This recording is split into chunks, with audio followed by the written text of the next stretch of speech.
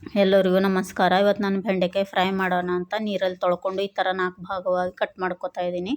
Cut ಮಾಡಿಕೊಂಡು ಈ ಕಡೆ ಹಂಚಿಕ್ಬಿಟ್ಟು ಬಿಸಿ ಆದಮೇಲೆ ಆ ಬೆಂಡೆಕಾಯಿ ಹಾಕಿ ಫ್ರೈ ಮಾಡ್ಕೊತಾ ಇದ್ದೀನಿ. ಎಣ್ಣೆ ಹಾಕಿ ಫ್ರೈ ಮಾಡ್ಕೋಬೇಕು. ಈ ಥರ ಚೆನ್ನಾಗಿ ಈ ಥರ ಕೆಂಪುಗಾಗೋವರೆಗೂ ಫ್ರೈ ಮಾಡಿಕೊಂಡು ಒಂದು ಪ್ಲೇಟಲ್ಲಿ ಎತ್ತಿಟ್ಕೊತಾ ಇದ್ದೀನಿ. ಆಮೇಲೆ ಒಂದು ಬಾಣಲಿಗೆ ಎಣ್ಣೆ ಕಾದಾದಮೇಲೆ ಈರುಳ್ಳಿ, ಸ್ವಲ್ಪ ಕರಿಬೇವು ಅದನ್ನು ಸ್ವಲ್ಪ ಫ್ರೈ ಮಾಡ್ಕೋಬೇಕು. ಫ್ರೈ ಮಾಡಿರುವ ಬೆಂಡೆಕಾಯಿ ಸೇರಿಸ್ತಾ ಇದ್ದೀನಿ.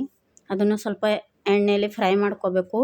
ಅದಕ್ಕೆ ಅರಿಶಿಣ ಪುಡಿ ಮತ್ತು ಚಿಲ್ಲಿ ಪೌಡರು, ಸ್ವಲ್ಪ ಸಾಲ್ಟ್ ಹಾಕ್ಕೊಂಡು ಮತ್ತೆ ಫ್ರೈ ಮಾಡ್ಕೋಬೇಕು. ಫ್ರೈ ಆದಮೇಲೆ ಜೀರಾ ಪೌಡರು, ಧನಿಯಾ ಪೌಡರು, ಸ್ವಲ್ಪ ಹುರಿದ ಕಡಲೆ ಬೀಜದ ಪೌಡರ್ ಸೇರಿಸಿ ಮತ್ತೆ ಫ್ರೈ ಮಾಡಿಕೊಂಡ್ರೆ ಸ್ವಲ್ಪ ಕೊತ್ತಂಬರಿ ಎಲ್ಲ ಹಾಕಿ ಫ್ರೈ ಮಾಡಿಕೊಂಡು ರೆಡಿ ಆಯ್ತು ನೋಡಿರಿ. ಇದು ಚಪಾತಿ, ರೊಟ್ಟಿ, ಅನ್ನದ ಜೊತೆಗೆ ಚೆನ್ನಾಗಿರುತ್ತೆ. ಈ ಥರ ಒಂದು ಸಲ ಟ್ರೈ ಮಾಡಿ.